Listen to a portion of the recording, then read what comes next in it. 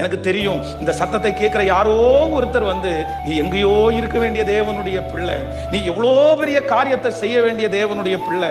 ஆனா கர்த்தர் உங்களுக்கு வாய்ப்பு கொடுக்காம இல்ல, ஆண்டவர் உங்களோட பேசாம இல்ல, ஆண்டவர் உங்களை தப்பு வைக்கிறதுக்கு நிறைய முயற்சி எடுத்தார். ஆனா உங்களுக்கு உங்க மேல கான்பிடென்ட் அதிகம். அவ்வளவுதான் ஆண்டவர் மன்னிச்சிருவாரு. இப்படியே சொல்லி இன்னைக்கு எல்லாத்தையும் இழந்து ஒருவேளை நீங்க ஜீரோவா நிக்கலாம்.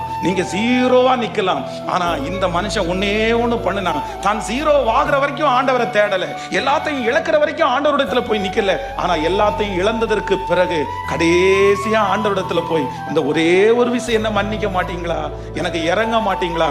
வேதம் சொல்லுகிறது, எடுக்கப்பட்ட அந்த முடி அவனுக்கு முளைக்க தொடங்கினது. அவன் உயிரோடு இருக்கும் போது அந்த தேசத்திலே செய்ததை விட அவன் மரிக்கும் போது செய்தது மிக பிரம்மாண்டமான காரியம். பிரதர்,